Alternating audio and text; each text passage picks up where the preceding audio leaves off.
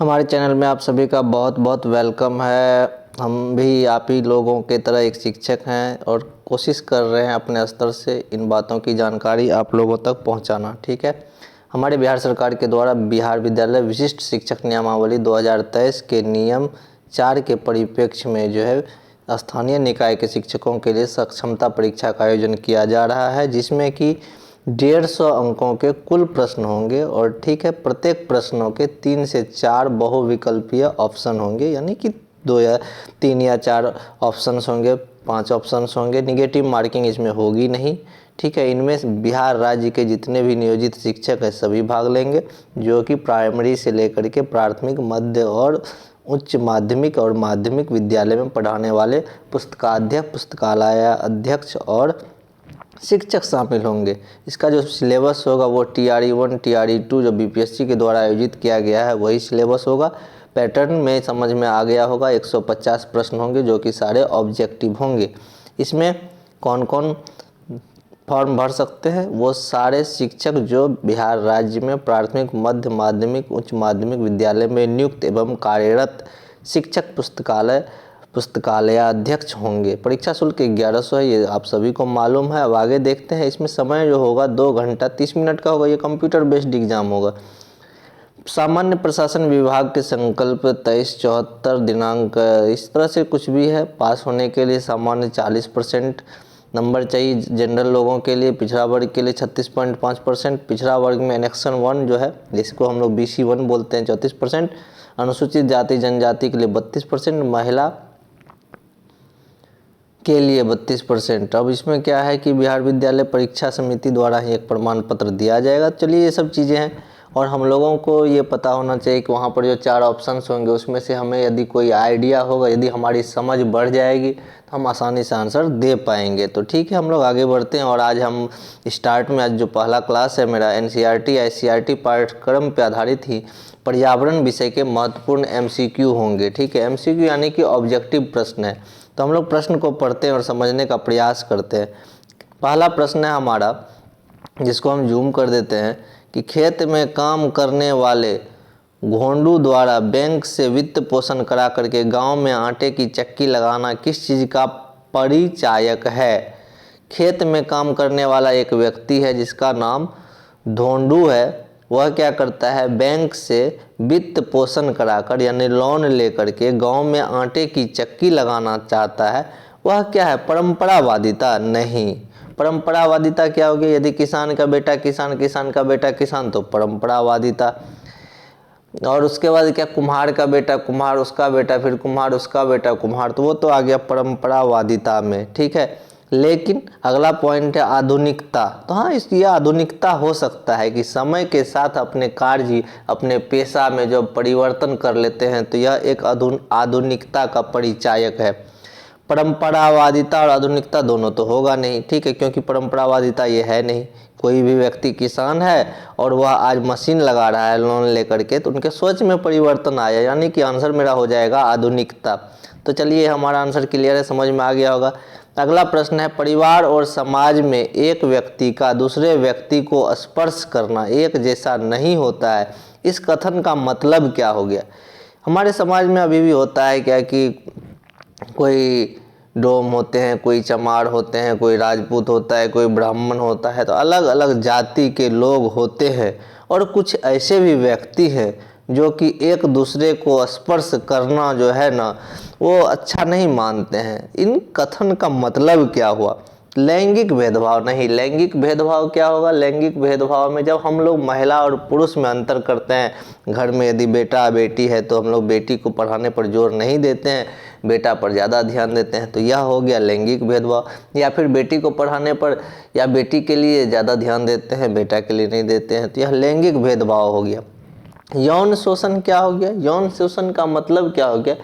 किसी भी व्यक्ति का जो है, यदि हम विपरीत लिंग वाले व्यक्ति के साथ यदि हम कुछ अभद्र करते हैं तो वह यौन शोषण के अंतर्गत आ जाता है। घरेलू हिंसा की बात करें तो घर में महिलाओं को मारपीट करना दहेज के लिए, सब घरेलू हिंसा के अंतर्गत आता है। तो उपयुक्त में से एक से अधिक, उपयुक्त में से कोई नहीं। तो हमारा आंसर जो है इसमें हो जाएगा हमारे ख्याल से यौन शोषण। ठीक है, सबसे अच्छा आंसर कौन हो जाएगा?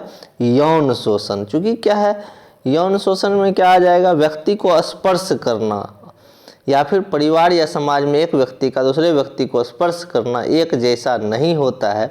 हाँ, ये बात हमारे ख्याल से जो परफेक्ट बैठेगा, घरेलू हिंसा में तो होगा नहीं, लैंगिक भेदभाव में होगा नहीं, यह कहलाएगा यौन शोषण। उदाहरण के लिए मान लेते हैं कोई एक पुरुष है, किसी महिला के हाथ को स्पर्श करता है, टच करता है बार बार, ठीक है, तो वो क्या कहलाएगा? यौन शोषण कहलाएगा। इसको ऐसे भी ईव टीजिंग बोलते हैं, ऐसा कुछ। तो चलिए ये भी समझ में आ गया कि यौन शोषण में ये क्यों आया। किसी को गलत इरादे से जब स्पर्श करते हैं तो वो क्या कहलाता है? यौन शोषण। क्योंकि यहाँ पर लिखा हुआ है कि स्पर्श करना एक जैसा नहीं होता है ना। जैसे हम किसी अपने बच्चे को, घर के बच्चे को गोद में लेते हैं, उसको चूमते हैं, तो वो जो है स्पर्श करना एक जैसी बात है ना, कोई दिक्कत नहीं है। लेकिन जब हम किसी व्यक्ति को जब जानबूझकर उसको जो है परेशान करने के लिए करते हैं तो यौन शोषण के अंतर्गत आ जाता है। अब आता है प्रश्न 3। सीता एक छोटे शहर गुंटूर में पुश्तैनी मकान में रहती है। चलिए ठीक है, सीता किसी गुंटूर शहर में रहती है जो कि उसका पुश्तैनी मकान है। पुश्तैनी मकान तो आप लोग समझते होंगे, जो बाप दादे की होती है या फिर दादा परदादाओं के मकान। मकान में नीचे दादाजी, दादी जी, चाचा और बुआ रहते हैं, और पहली मंजिल के एक हिस्से में सीता अपनी पिताजी, माँ और छोटी बहन गीता के साथ रहती है। दूसरे हिस्से में ताऊ जी रहते हैं, उनके 3 बच्चे रहते हैं। यह कैसा परिवार है? तो प्रश्न देखिए, प्रश्न को देखते ही समझ में आ गया, यह बहुत बड़ा परिवार है। इसमें दादा दादी जी रहते हैं, चाचा चाची, बुआ, सभी लोग रहते हैं, मम्मी, पिताजी, छोटी बहन, ताऊ जी, बड़े पापा, जो भी है। तो यह एक एकल परिवार तो हो नहीं सकता है। क्यों नहीं होगा? क्योंकि एकल परिवार में माता पिता और उनके बच्चे होते हैं। एकल परिवार कैसा होता है? माता पिता और उनके बच्चे। संयुक्त परिवार में क्या होता है? माता पिता भी होते हैं, दादा दादी भी होते हैं, चाचा चाची भी होते हैं, ताऊ जी होते हैं, बुआ होती है, भाई बहन होते हैं, ये सारे लोग होते हैं। कजन्स यानी कि चचेरा भाई बहन होते हैं। तो ये सारा कहलाता है संयुक्त परिवार। एक होता है एकल संयुक्त, जिसमें लोगों की संख्या कम होती है और उसके अलावा मिल बांट कर रहते हैं, जिसमें 2 व्यक्ति हैं, 2 परिवार है, यानी कि एक माता पिता हो गए, एक चाचा चाची हो गई, माता पिता के बच्चे हम लोग हो गए, चाचा चाची के बच्चे चचेरा भाई बहन हो गए। तो ये एकल संयुक्त कहलाया। लेकिन इस प्रश्न में जो था बहुत बड़ा परिवार था, इसलिए इसको हम क्या कहेंगे? संयुक्त परिवार कहेंगे। तो कॉन्सेप्ट क्लियर रहेगा तो हम आसानी से अपने प्रश्नों को बना सकते हैं। सबसे पहला उद्देश्य यह होना चाहिए कि हम प्रश्न को अच्छे तरीके से पढ़ें।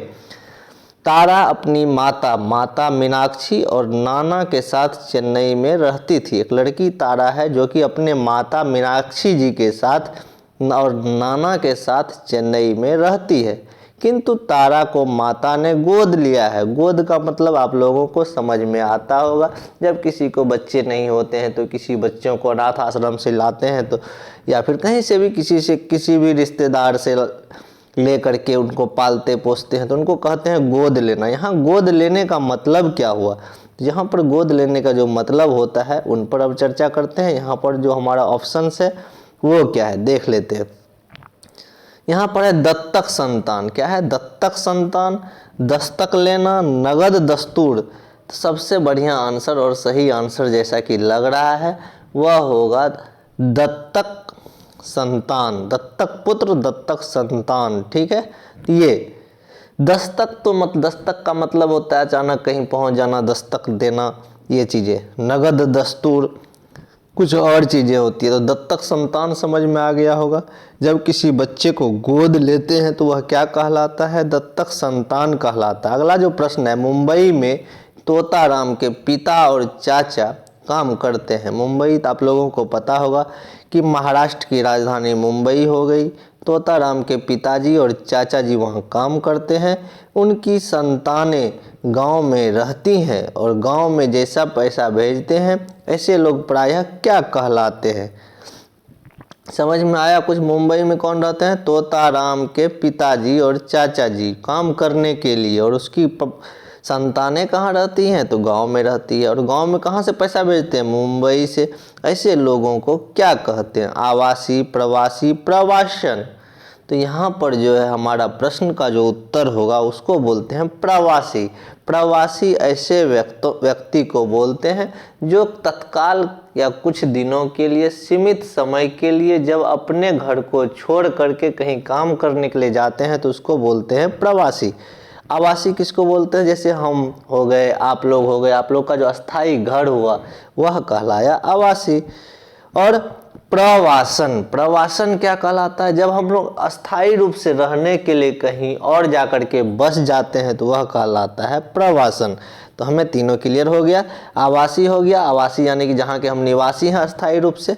प्रवासी कहाँ क्या हो गया, जब हम किसी काम को करने के लिए, नौकरी करने के लिए तत्कालिक रूप से कहीं जाते हैं, फिर वापस घर ही आना होता है, तो उस कंडीशन को हम लोग प्रवासी बोलते हैं। प्रवासन क्या होता है, तो प्रवासन तो समझ में आ गया, जब इस जगह को छोड़कर कहीं और अस्थायी रूप से बसने जाते हैं तो कहलाता है प्रवासन। क्लियर है। अब अगला प्रश्न है हमारा, स्वास्थ्य विभाग अस्पताल द्वारा जारी बच्चों के जन्म प्रमाण पत्र में कौन सी जानकारी नहीं दी हुई रहती है।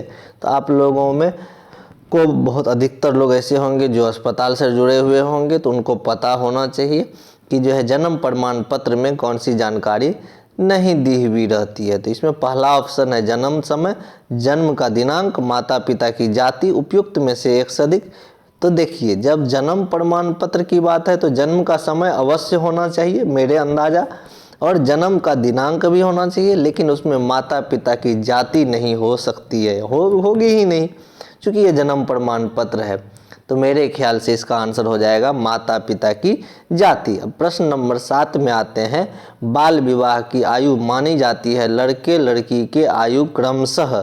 बाल विवाह की आयु तो कब, तो ऐसे तो कानूनी रूप से हम लोग जानते हैं कि 18 साल लड़कियों के लिए और 21 साल लड़कों के लिए, इससे ज़्यादा हो वो बाल विवाह नहीं कहलाएगा। लेकिन उससे यदि कम हो, जैसे ये क्या बताया, 18 वर्ष और 21 वर्ष से कम, ये क्या कहलाएगा, बाल विवाह। 18 वर्ष या 21 वर्ष से अधिक ये बाल विवाह नहीं कहलाएगा। 19 वर्ष वाले भी बाल विवाह के अंतर्गत नहीं आएंगे।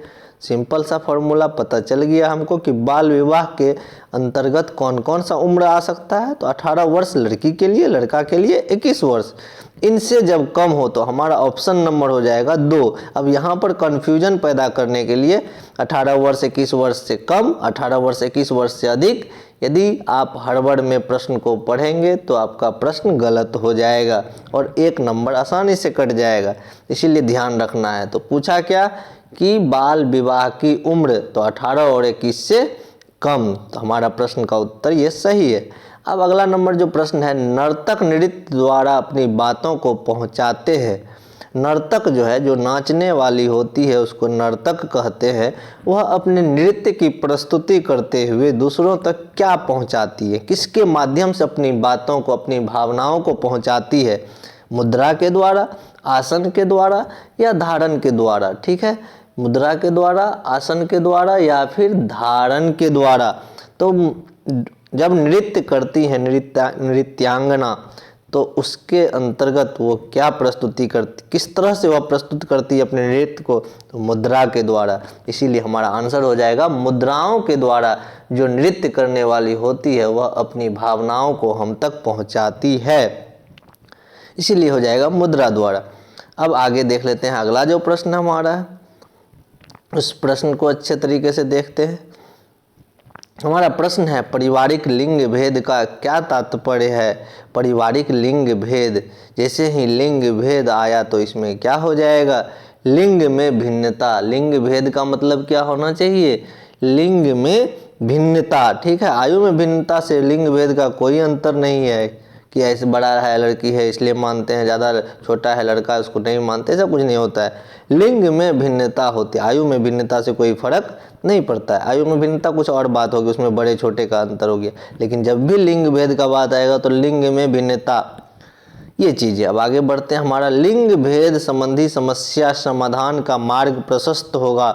अब जैसे कि आजकल जो है वैसे तो मॉडर्न युग आ गया है, हम सभी अपने बेटा बेटियों को पढ़ाना चाहते हैं, उन्हें आगे बढ़ाना चाहते हैं, उनको अपने लक्ष्य तक पहुंचाना चाहते हैं। लेकिन यदि एक तरह से सोचा जाए कि लिंग भेद संबंधी समस्या का समाधान का मार्ग कैसे निकलेगा, कैसे रास्ता निकलेगा, लिंग भेद की जो ये समस्या है ये समाप्त हो जाए, इसके लिए हमें क्या करना होगा, किस तरह से निकालना होगा, परिचर्चा से, परीक्षा से या निबंध लेखन से।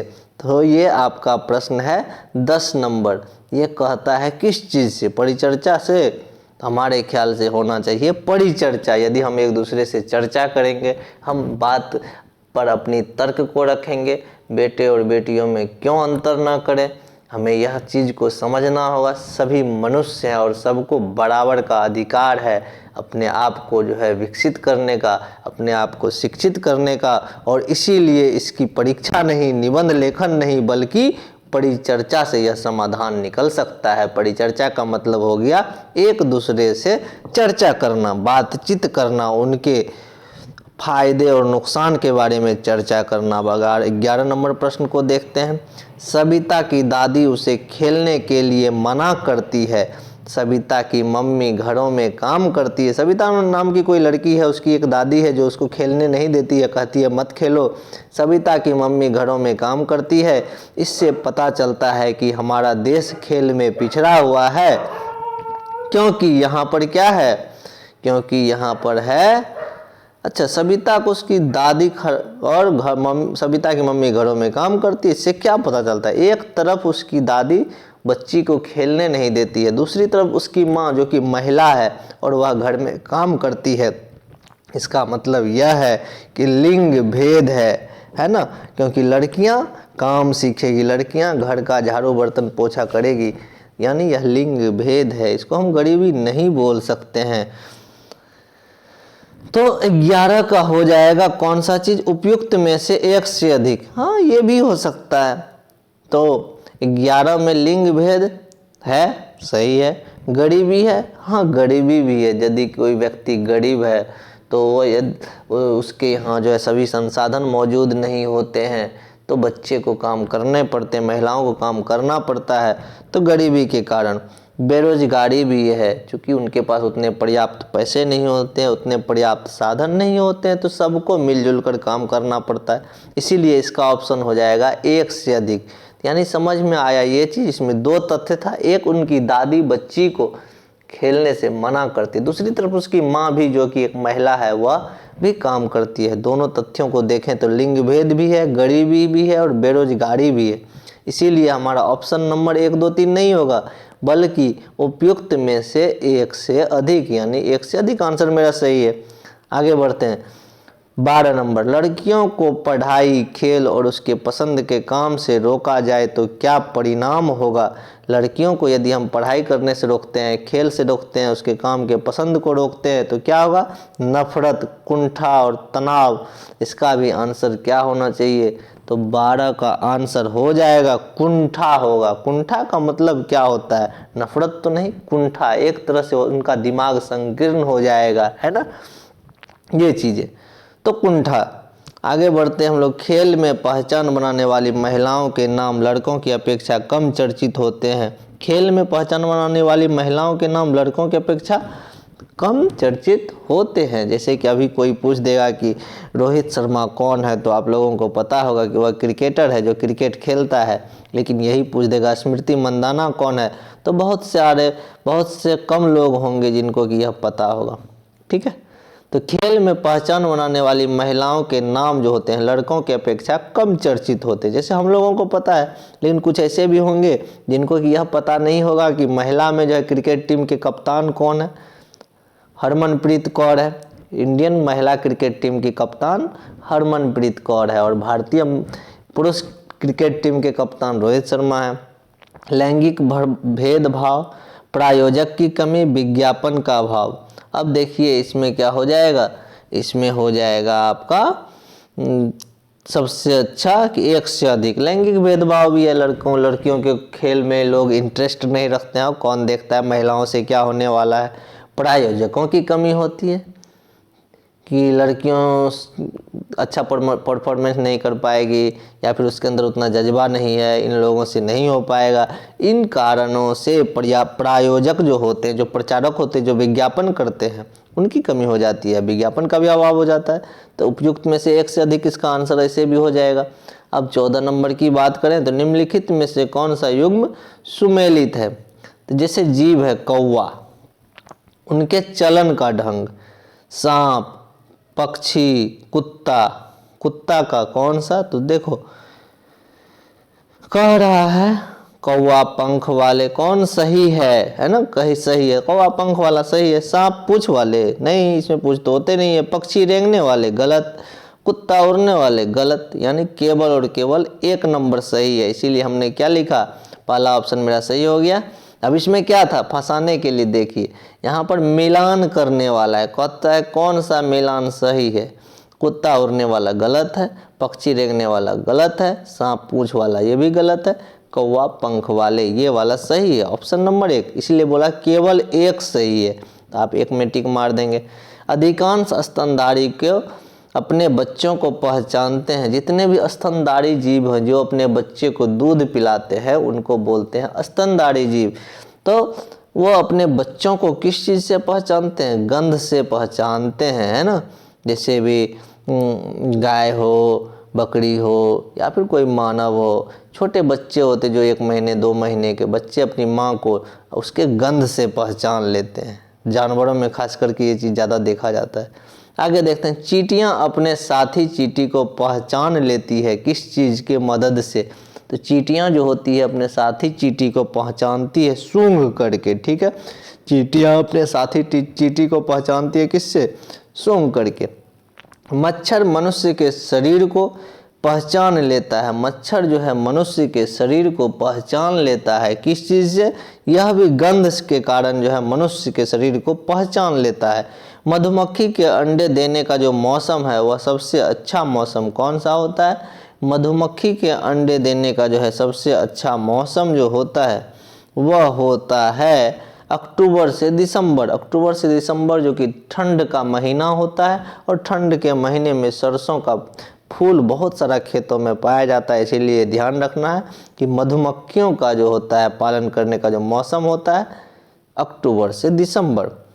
निम्नलिखित में से किस जानवर में श्रम विभाजन स्पष्टतः पाया जाता है? श्रम विभाजन यानी ऐसे कौन से जानवर हैं नीचे ऑप्शन में जो कि अपने कामों का बंटवारा कर लेते हैं? जैसे कुत्ता, 5 कुत्ता है, यदि खाने के लिए दे दे तो मार कर लेगा, या फिर कोई काम तो उसको दे नहीं सकते। चींटी में श्रम विभाजन है, मक्खी में श्रम विभाजन है? मक्खी में तो मेरे ख्याल से नहीं होना चाहिए। तो इसमें जो है श्रम विभाजन में ऑप्शन नंबर 4 होगा, है ना? श्रम विभाजन चींटी, मक्खी, काम का विभाजन स्पष्ट रूप से। अच्छा, अब ये समझ में आया। देखिए पढ़ने में थोड़ा सा भी कहीं मिसिंग हुआ, कहीं आप कुछ और चीज़ सोच रहे हैं तो आपका सवाल गलत हो जाएगा। इसमें यह कहा जा रहा है कि ऐसा कौन, इसमें बताओ कौन कौन से जानवर है जिनका काम जो है अलग अलग है। कुत्ता का काम है सुरक्षा का काम करना, है ना? चींटी का काम कुछ और है, मक्खियों का काम कुछ और है। उपयुक्त में से एक से अधिक है, सबका क्या है? श्रम विभाजन है, कामों का विभाजन क्या हुआ है। जंतुओं की आंखें चमकती है किस कारण से? जंतु जो होते हैं उसकी आंखें चमकती है किस कारण से? टैपीटम ल्यूसीडम, याद रखना है। जंतुओं की आंखें जब लाइट कट जाए अचानक, बिल्ली की आंखें चमकने लगती है, गाय भैंस की आंखों पर जो हल्की रोशनी पड़े तो चमकने लगती है। इसके पीछे का रीजन क्या है? तो टैपीडम ल्यूसीडम, ठीक है? टैपीटम ल्यूसीडम याद रखना है, टैपीटम ल्यूसीडम यह जंतुओं की आंख चमकने का कारण है। निम्नलिखित में से कौन सा जीव मनुष्य से 4 गुना ज़्यादा दूरी पर देखता है? ऐसा जीव का नाम बताइए जो मनुष्य से भी 4 गुना ज़्यादा दूरी पर देखता है। इसमें से एक से अधिक चील, बाज, गिद्ध, इन लोगों की नज़रें बहुत दूर दूर तक होती है। आप लोग जब बचपन में एक समय जब गिद्ध होता था हमारे क्षेत्रों में, गाँवों में, खेतों खलिहानों में, जब जानवर मरते थे तो गिद्ध चारों बगल से उसके रहते थे, और जब गिद्ध को हम खुले आसमान में उड़ते हुए देखते थे, बहुत दूर आकाश में वह जो है चक्कर चक्कर गोल गोल घूमते रहते थे। इसका मतलब वो ऊपर से ही निगरानी रखते थे, यानी उनका जो है हम मानवों से भी 4 गुना ज़्यादा तक दूरी देखने की क्षमता है। किनकी? तो चील, बाज और गिद्ध की। तो चूंकि एक से ज़्यादा ऑप्शन सही है, इसीलिए हमारा हो जाएगा आंसर चौथा नंबर, उपयुक्त में से एक से अधिक।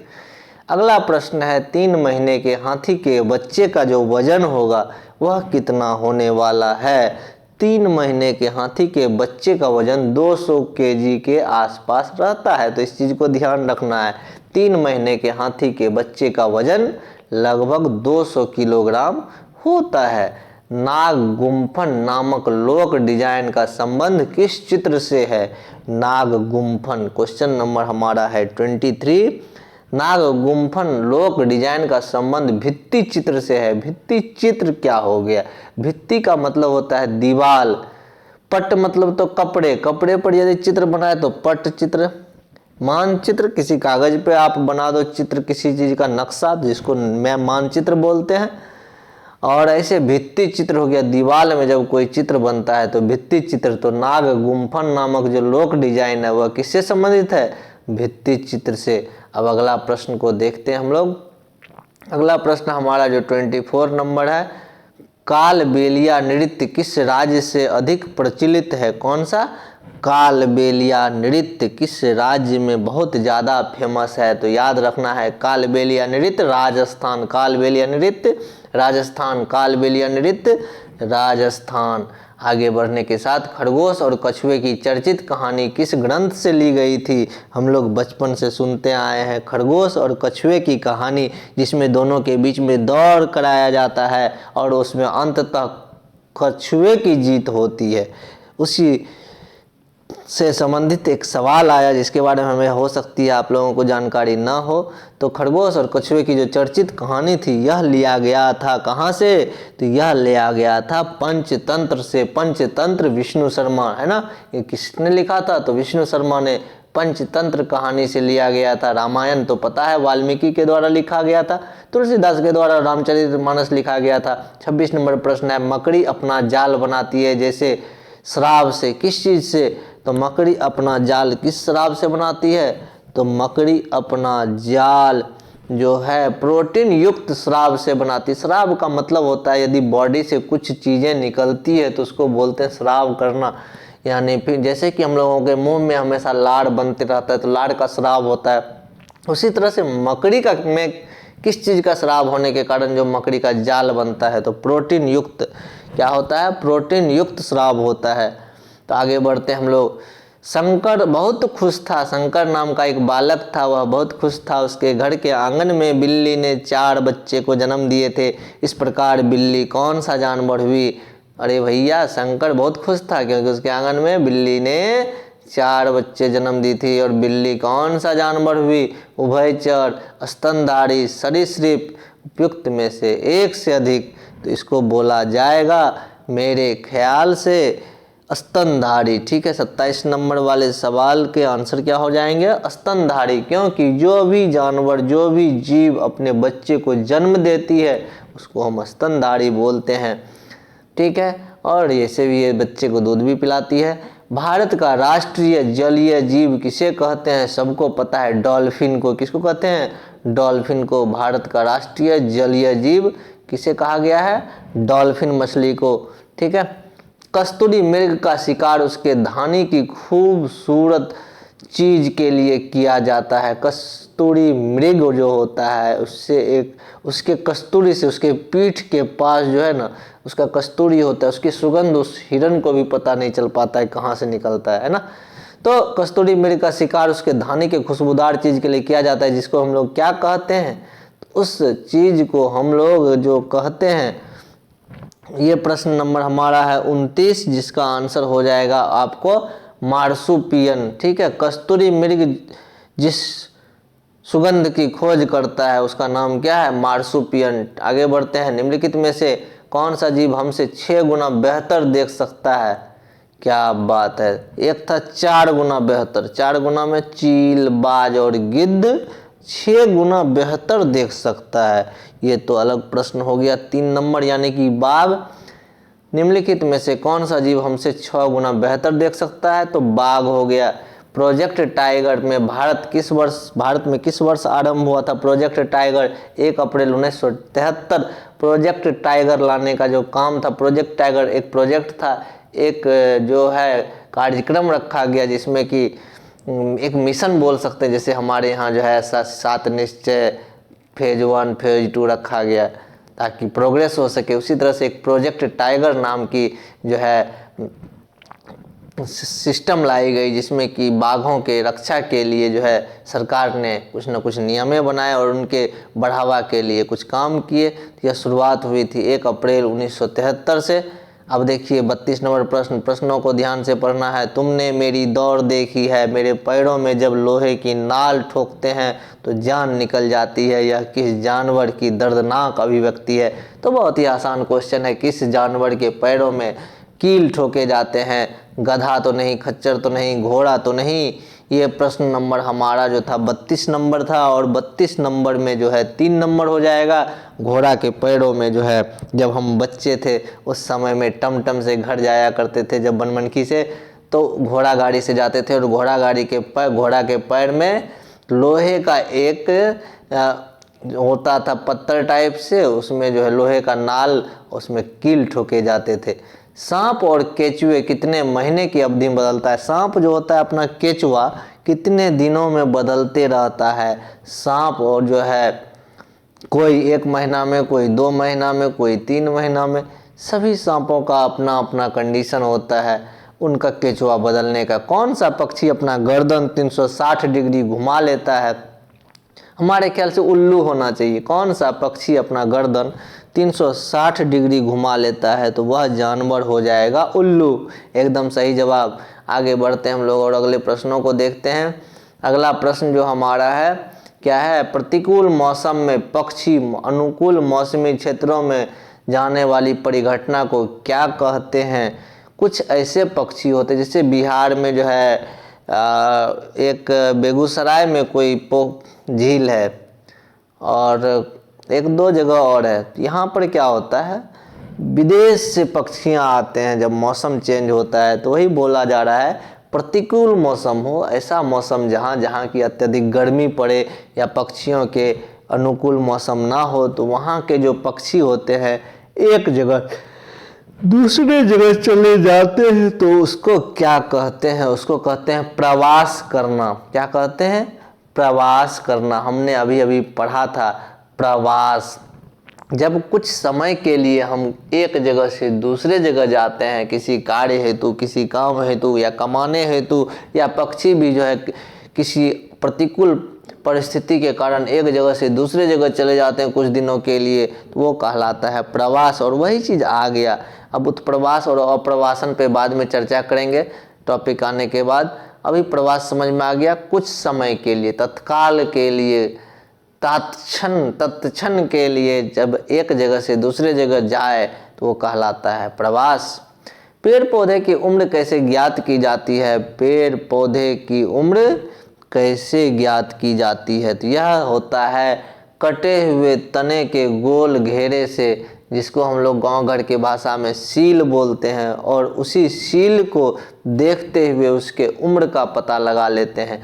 जगदीश चंद्र बोस ने पेड़ों की आयु ज्ञात करने के लिए किस यंत्र का आविष्कार किया था? हमारे देश में बहुत अच्छे वैज्ञानिक जिन्होंने बताया था कि पेड़ पौधे सजीव होते हैं, उन्होंने एक यंत्र का आविष्कार किया था जिससे कि जो है यह पता चल सके कि उस पेड़ पौधे की उम्र कितनी है। तो उस यंत्र का नाम था, क्या नाम था?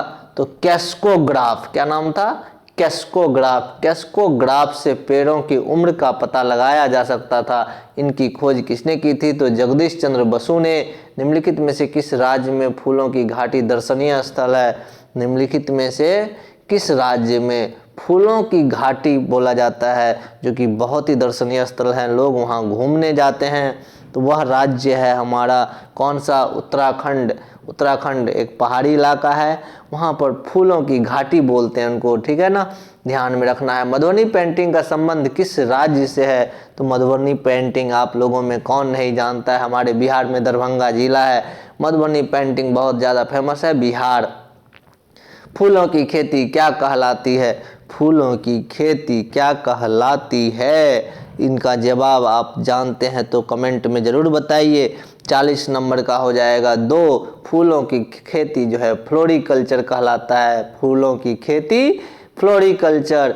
पीसीकल्चर मछलियों का पालन पीसीकल्चर कहलाता है। आगे देखेंगे प्रश्न के हिसाब से। अब अगला प्रश्न जो हमारा आ गया है वह देखते हैं। ऑस्ट्रेलिया वासी किस पौधों के तनों में संचित जल का उपयोग पेय जल के तौर पे करते हैं? ऑस्ट्रेलिया के जो लोग हैं वह किस पौधे के तनों से पानी को संचित करके जो है पीने का काम करते हैं?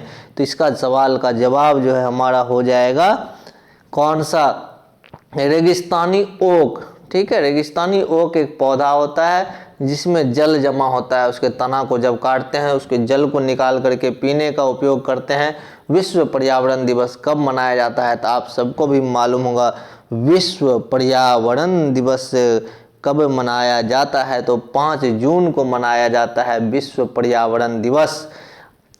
यह रेगिस्तानी पेड़ है। अगला जो प्रश्न है हमारा, यह रेगिस्तानी पेड़ है, इसकी छाल दवा है, फलियां सब्जी है, पत्तियां चारा है, इससे ज़्यादा जल की ज़रूरत नहीं होती है। एक रेगिस्तानी पेड़ है। रेगिस्तान का मतलब जहाँ बालू ही बालू हो, सूखापन हो एकदम। उसकी छाल दवा होती है, फलियां सब्जी होती है, जैसे कि होता है ड्रैगन फ्रूट्स। पत्तियां चारा होती है, इससे ज़्यादा जल की ज़रूरत होती नहीं है। हमारे ख्याल से कैक्टस भी होना चाहिए, नागफनी भी होना चाहिए, खेजड़ी भी होना चाहिए। अब देखते हैं इसका आंसर क्या होता है। 43 का हो गया 3 खेजड़ी। ठीक है, चूँकि नागफनी में तो फल होते नहीं है, कैक्टस में तो फल होते नहीं है। ऐसा रेगिस्तानी पौधा जिसमें फलियां का मतलब जो है उसमें कुछ जो फल होते हैं सब्जी, पत्तियां चारा के रूप में, और ज़्यादा जल की ज़रूरत नहीं होती है। लोगों को तो पता है कैक्टस भी रेगिस्तान में है, नागफनी भी और खेजड़ी भी। तो खेजड़ी के बारे में कुछ आदमी को आइडिया होगा, कुछ को नहीं होगा। तो खेजड़ी हो गया जिसको हम सब्जी के रूप में भी उपयोग करते हैं, पत्तियों को चारा के रूप में भी, और इसे ज़्यादा जल की ज़रूरत होती नहीं है। प्रश्न नंबर 44, खाद्यान्नों बांधों के लिए आदिवासियों को जंगल से बेदखल किया जा रहा है। तोरांग में सूर्यमणि आदिवासी संस्कृति बचाने हेतु संघर्षरत है। झारखंड में तोरांग का अर्थ क्या होता है? तो आइए हम लोग देखते हैं तोरांग का क्या अर्थ होता है। तो तोरांग का अर्थ होता है जंगल। जंगल में आदिवासी लोग रहते हैं और उसको बचाने के लिए जो है वे संघर्ष कर रहे हैं। तो संघर्ष में जो है सूर्यमणि आदिवासी, कौन सी आदिवासी? सूर्यमणि आदिवासी। चलिए, जंगल को बचाने के लिए संघर्ष कर रहे। जंगल अधिकार कानून के संबंध में निम्नलिखित में से कौन सा कथन सत्य है? तो जंगल अधिकार कानून के संबंध में नीचे दिए गए नियमों में से कौन सा सत्य है? यह नियम 2007 में पारित हुआ था। जंगल अधिकार नियम जो है, जंगल अधिकार कानून 2007 में पारित हुआ था। इसमें जो है 25 वर्षीय वन निवासियों को लाभ मिलेगा। ऐसे निवासी जो कि 25 वर्षों से जंगल में रहते हैं उनको इनका फायदा मिलेगा। संशोधित वन कानून यानी उपयुक्त में से एक से अधिक। अब इस तरह से हमारा प्रश्न जो है क्लियर हुआ। अब आते हैं कुछ और प्रश्नों को देखते हैं। लॉटरी के आधार पर खेती करने की परंपरा आज भी किस राज्य में है जिसमें कि हम लोगों को लॉटरी के आधार पर खेती करना पड़ता है? तो इसका आंसर हो जाएगा मिजोरम। मिजोरम में जो खेती होती है किसके आधार पर? लॉटरी के आधार पर। आप लोगों को लॉटरी समझ में आती ही होगी। फसल कटाई के बाद जमीन आराम करती है, वहाँ जंगल झाड़ उग जाते हैं, उसे गिरा जलाकर भूमि पर बीज छींट देते हैं। यह खेती क्या कहलाती है? भैया, फसल कटाई के बाद ज़मीन आराम करती है, वहाँ जंगल झाड़ उग जाते हैं और उसको हम लोग काट के, जला के, गिरा के भूमि में बीज छींट देते हैं, तो उसे हम क्या बोलेंगे? तो उनको हम बोलेंगे झूम खेती। समझ में आया क्या? फसल काटने के बाद ज़मीन जब आराम करती है, कुछ दिनों के लिए पड़ती छोड़ देते हैं, तो उसमें जंगल झाड़ उगाते हैं, उसको हम लोग काट के गिराते हैं, फिर उसको आग लगा के सुखा देते हैं, फिर उसमें बीज छींट देते हैं। ऐसी खेती को झूम खेती कहते हैं। लद्दाख आप लोगों को पता होगा केंद्र शासित प्रदेश है। पहले जम्मू कश्मीर के अंतर्गत आता था, जबकि अब जम्मू कश्मीर अलग हो गया, लद्दाख अलग हो गया, दोनों केंद्र शासित प्रदेश है। लद्दाख के दिव्यांग बच्चे का नाम जिसका चुस्किट था कि शिक्षा समान स्कूल से हो रही थी, यह निम्नलिखित में से किस प्रकार की शिक्षा है? इसको हम लोग कौन सी शिक्षा बोलेंगे? जो कि लद्दाख के बच्चे किसी सामान्य स्कूल से शिक्षा प्राप्त कर रहा था, इसको हम लोग बोलेंगे समन्वित शिक्षा, समावेशी शिक्षा, विशेष शिक्षा, सारा कुछ बोल सकते हैं। तो समन्वित भी सही है, समावेशी भी सही है और विशेष शिक्षा भी सही है, इसीलिए इसमें हो जाएगा उपयुक्त में से एक से अधिक। प्रश्न नंबर 49 जिसको कि 49 नंबर बोलेंगे। रवि भैया एक सफ़ेद छड़ी के सहारे चलते हैं, उन्हें दिखता नहीं है। रवि भैया क्या है? अंधे हैं। उनकी किताबों में सैकड़ों बिंदु उभरे हुए हैं। जब बिंदु किताब में उभरे हुए रहेंगे तो आपके दिमाग में आना चाहिए कि ब्रेल लिपि, जिसमें वो हाथ फेरते हैं तो पढ़ लेते हैं, इसको क्या बोलते हैं? इसको बोलते हैं ब्रेल लिपि। क्या बोलते हैं? इनको बोलते हैं ब्रेल बुक। अच्छा, बुक को क्या बोलते हैं? तो बुक को बोलते हैं ब्रेल बुक। और वो जो लिखी हुई लिपि है, जैसे देवनागरी हिंदी का हो गया, तो उनके लिए क्या हो गया? ब्रेल लिपि हो गया। तो पाठ्य सामग्री को हम लोग क्या बोलेंगे? Braille book. बुक मतलब तो किताब होता है ना, ब्रेल बुक। ब्रेल लिपि जिसमें वो लिखा गया इसलिए उसको लिपि। अब अगला प्रश्न हमारा है, निम्नलिखित में से डॉटेड पैटर्न किस लिपि को सांकेतिक रूप से बताता है? तो सिंपल सा बात है भैया, डॉटेड पैटर्न रहेगा, बुक में उभरा हुआ रहेगा, तो उसको हम लोग बोलेंगे क्या चीज़? ब्रेल लिपि। कौन सा लिपि? ब्रेल लिपि। इस तरह से हमारा 50 क्वेश्चन का ट्रिप कंप्लीट हुआ। हमारा वीडियो कैसा लगा? इसमें से यदि कुछ प्रश्न का आंसर यदि गलत आप लोगों को लग रहा होगा तो कमेंट अवश्य कीजिएगा। हम लोग ऐसे ही करते हुए एक दिन में कम से कम 4 से 5 से 6 टॉपिक पर वीडियो बनाएंगे, चैप्टर बाय चैप्टर, ताकि हमारा ये सारा सिलेबस 15 दिनों में ख़त्म हो जाए, 10 दिनों में। धन्यवाद।